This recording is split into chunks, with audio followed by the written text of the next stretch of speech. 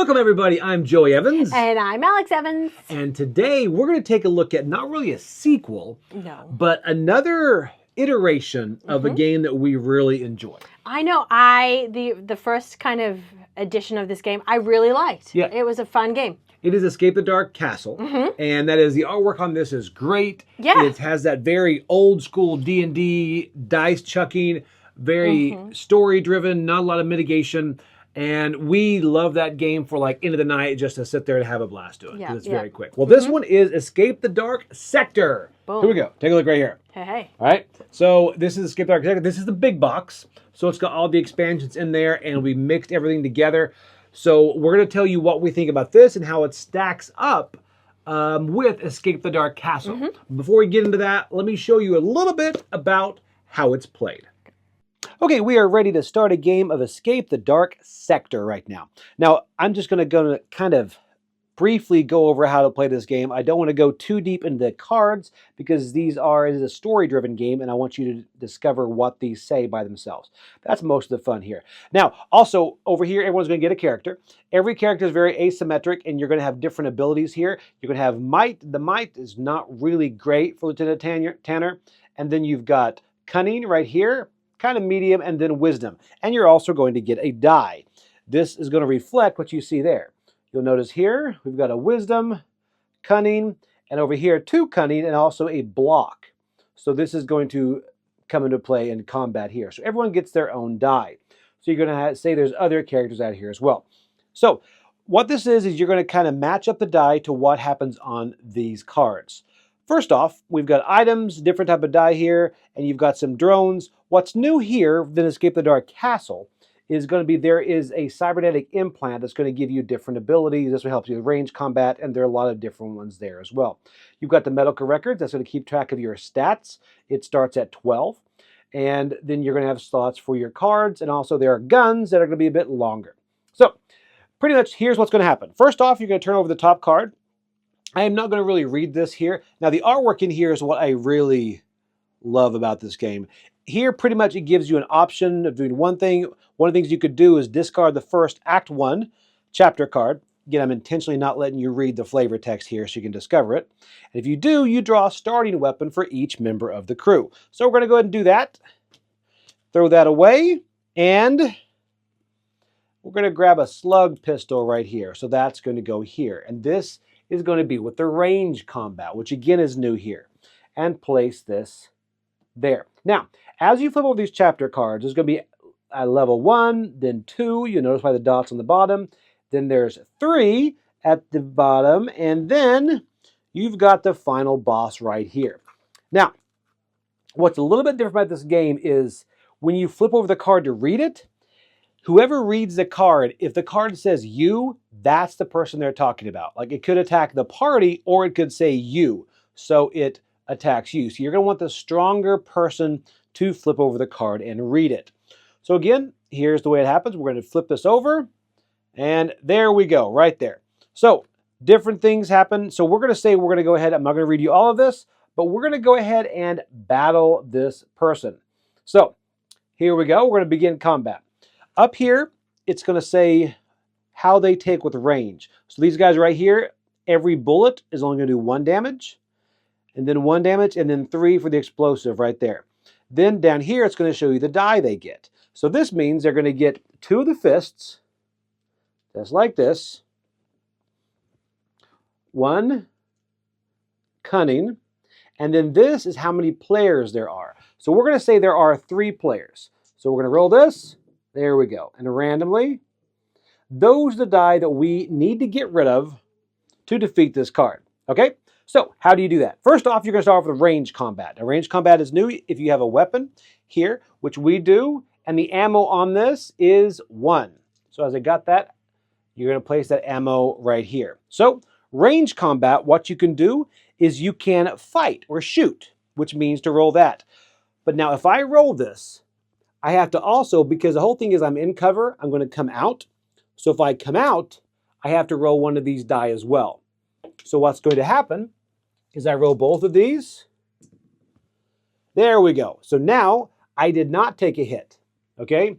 If I would have rolled that symbol on here, this shows me I would have taken 2 hits.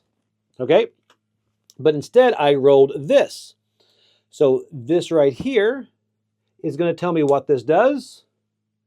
Boom, that's 2 hits. So now I get to choose 2 die to get rid of. We will get rid of, these right here. Actually, I'm going to get rid of the 2 fists. Those are gone. All right, and that is range combat, and everyone's going to do a range combat that has a weapon. I'm now out of ammo. But something else you can do is flank. So say, for example, Lieutenant Gribb over here. All right, Lieutenant Gribb wanted to flank. He's going to place his crew die here, and he has to roll a hit die. If this hit die hits, and it did, he takes 1 damage jumping in. All right, but the next combat round, he's going to be able to attack from the flank and possibly deal extra damage. All right, so the range combat's going to keep going. Everyone's going to go, do their thing, say 1 more guy hit, remove this. All right, and now finally, we're going to go into the flank. Lieutenant Gribb, beginning of the next combat round, he's going to be able to roll. So what we're going to do is we are going to roll, say he's just got normal gun here, also the hit die, roll. All right, so he does not do additional damage right here, but this does take 1. So there we go, remove that. That's gone. And then we're going to continue like that. Now, once you're out of range combat, nobody choose to go range, then you go into the close combat. Now, once you're out of range, you can't go back into the range combat. Now you're in close quarters combat. And here's the way this happens. You're going to take everyone's die, all right? And then you're going to roll them. Right now, we're going to need these 2 symbols, okay? There we go. So we got it. We got the eye right here and the wisdom right here. Now, also, if you'll take a look, these shields right here. These shields right here block damage coming back, but Lieutenant Tanner here did not get a shield. So she is going to get 1 damage back to her. So you're going to lower her hit points by 1. And then you're going to start a new round of combat, rolling again if you haven't defeated them, which we have, and you're going to keep going till you defeat the card. Now, this time we did defeat the card, so let's take a look here. What do we get right here? We get 2 items. So we grab 2 of these items, and what did we get? We got a rusty pipe and a ballistic shield gear. So this right here, whenever you would lose 1 hit point in range combat, reduce the amount by 1. Sorry, you would lose hit points in range combat, reduce the amount by 1 down to a minimum of 1. All right, that's nice. And then you got a rusty pipe once per round of close combat. When you miss, you may re-roll, applying only the second result. So these can be divvied up among your party and put in here and be able to be used whenever. So from that card, you're going to then go deeper and deeper into the dungeon every single time. So you're going to keep going down further and further. Now let me show you a bit more about the weapons here, which are some of the interesting things here. Let's see here. I don't want to show you again too much of this. All right, so this weapon right here, this right here is going to take up 2 slots. But notice that's the ammo. Those are the die you're going to put on there. And again, this right here is going to make 2, and that right there is a weapon jam. Those dice come back to your card, but they cause no damage. Pretty much your weapon just jammed. Also, your fire rate, this one has a fire rate of 1. So this one you have 1 or 2. So if you have 2, you could just fire them both at the same time. Or you can kind of conserve your ammo. Okay, so again, we defeated this guy. Now, if we would have defeated him in close combat, we wouldn't have taken damage. Either way, because they're defeated in close combat, in range, you would take that damage. Anyway, so what's going to happen now is you are between chapters, and between chapters, you can reload. So I can go ahead and place another die on here, so it's reloaded. Let's take a look a bit closer. You do have these player aids, which are very nice. These are range combat actions. We have shoot, flank, and you can also reload during the battle, but that does take up 1 of your actions. And then you've got activate the drone. These drones right here, you've got a medical drone that you can do as well. Then you can trade, and you can also take cover. And taking cover is just when you pretty much wait for your moment to strike. And close combat is the same. You have the same type of play rate for close combat there as well. So that's pretty much it. You're going to kind of work your way through the deck one by one and go through the story. I'm going to go quickly, and I'm not going to show you the final boss, but some of the artwork on here, that's where it really does shine. Each one of these. And these are where you kind of can rift through and go back in time, forward in time, all that. So the artwork in here is stunning and very fun. It gives you that whole kind of old school D&D. There are also more with this one. This is the larger box, so this actually comes with some rift dice, some different expansion things.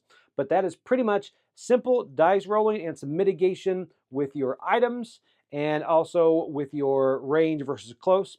So that is, in a nutshell, just the quick and simple rules of Escape the Dark Sector. Let's send it back and see what we thought about it. Okay, and that was a very simple overview about how it's played. Again, I'm not going to go into a lot of the detail on that because a lot of it is story. The whole idea with this is, really going into the review, is this is all about theme. Oh, absolutely. This is such a thematic game. And that's one thing I liked about Escape the Dark Castle. I really liked that theme. Right. It was such a thematic game, story-based game. It was really great. It is. And the one thing is, Escape the Dark Castle, one hindrance that had is you can lose immediately.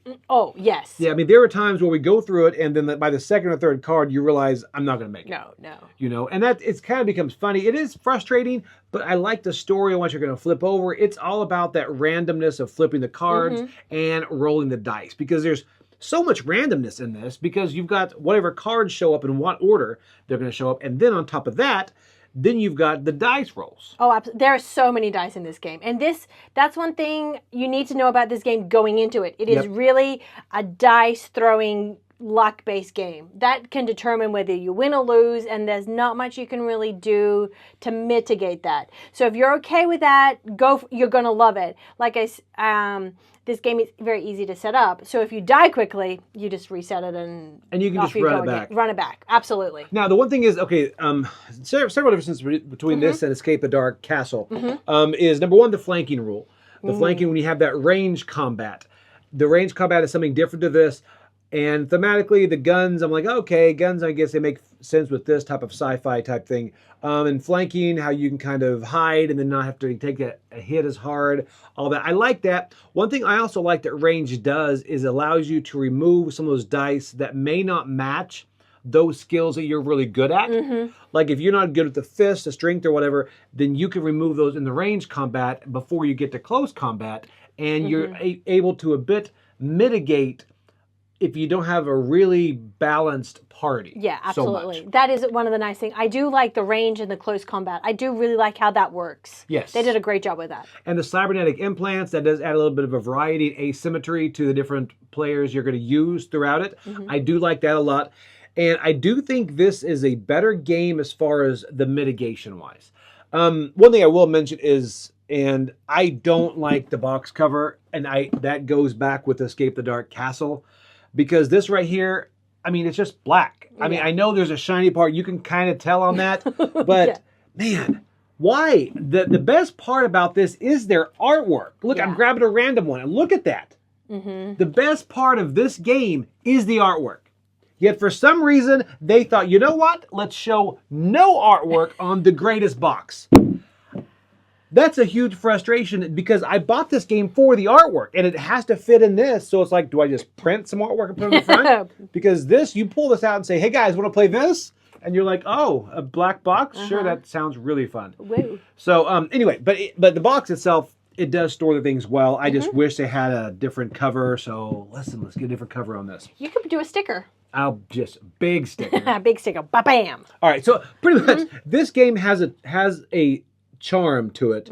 And now, as far as the narrative story of this, it's going to be disjointed because you are kind of shuffling up Act 1, Act 2, Act 3. So the story is not going to be, if you're looking for some linear story, it's not going to be there. It's going to be just the randomness. And also, it creates some really funny moments where you're like, one of my favorite parts is, I'm not going to try to spoil things, is you can get pulled into a space-time, right?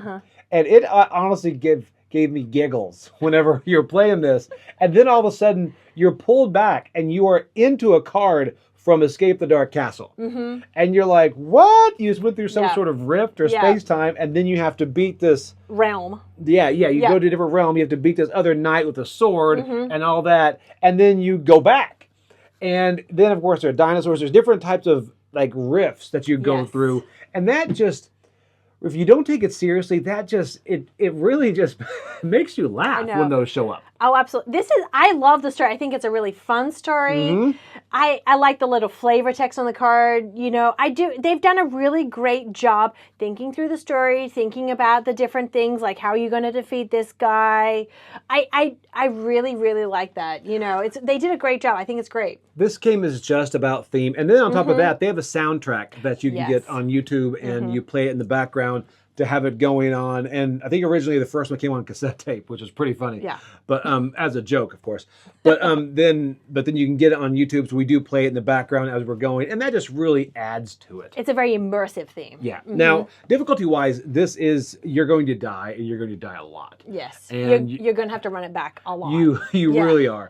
But because it's so simple, Mm-hmm. and now I will say the monsters seem harder on this than they were Escape the Dark Yeah. Castle. Mhm. But also there's some mitigation happens with the range combat, the different things like that. But there's also, you tend to get more items, I felt like, with this. Yes. Yeah, there was almost a point where we had too many items at one Right. point, and we're like, oh, I don't want to get rid of this, but this is good, and but that was an okay problem to have. Which happened rarely in Escape the Dark Castle, Yes. but this one it happens a bit more. But honestly, this is just fun, and it's just fun. This is one of the only games that I will read the flavor text. And there's something about talking at the table and saying, okay, who's going to go in this door? Yes. You know, because occasionally, like I mentioned, when it says you, It means the person reading the card. right. Yeah. So it's all of a sudden, I like that there's no longer a disconnect in who gets to read the card. Yeah. Because it's like, oh, you want to read the card? Here, because that's going to be you. If it says you, they attack you. And I like that. And it's one of the games too, you know, sometimes you get flavor text and people are like, I'm going to skip it. And everyone at the table is like, okay, that's fine. This is the one game people are like, no, we need the flavor text. Read it. Everyone needs to read it, you know? It's so good. I mean, Yeah. and then, like, when you just flip that card over, you're like, woof, oh, buddy, it's going to be a fun one. And you show it. Yeah. And it's really fun. So, again, this game, it's not deep as far as mechanics and stuff, but this is a fun end of the night game. I mean, it looks good, and people see this artwork. It gives you that feeling of being in the basement with your parents, not with your parents. Let's just go weird. At your parents' house. There you At go. your house. You know what? Whatever. Yeah, You're you need to stop talking. in the basement, D&D style. I do like where that gets. Yeah. All right, so number-wise, where are you going to come down on this? I'm going to give this a 7.5. 7.5. 7.5. I really, really enjoy this game. I enjoy playing it whenever we pull it out. It's a great game. I do too, and I'm actually coming in a little bit higher on. I'm coming in at an 8 on this. Hey, there we go. Because I really do enjoy this game, and Yeah. again, it's not about the game so much as it is the theme and the game players we have at the end of the night. We'll pull this out and we'll play. Probably takes 20 minutes or so before we die a very, very bad death. But it's Which really is fun too, even when you die. You're like, It's so fun. it's still fun. Yeah, this is not about winning. It's about the journey. So because you're not going to win. No. But anyway, so it's really fun. If you like that style of artwork, you like that thematic, you like just that soundtrack, and you really get immersed in your game, and you want something quick that still gives you that immersion, check this out. It's a great game. This is really good. So this is a seal of approval from us. Yes. And now I will say, I think I enjoy Escape the Dark Castle more because I like the theme of that more. But this is a better game. Yeah. There's better mitigation to this. Yeah. And again, if you have a sci-fi, but this has a little bit of Dark Castle in it too. So both these are going to stay in my collection. And if we do a game night, odds are this is going to come before you leave. And we're going to die together. Yes, in space. In space, in your parents' house. In a basement. Basement. Yeah. Just gets weird. It does, doesn't it? Yeah. Okay. All right. Thanks, guys. I'm Joy Evans. I'm Alex Evans. And we'll see you later here on the channel. Bye. Bye.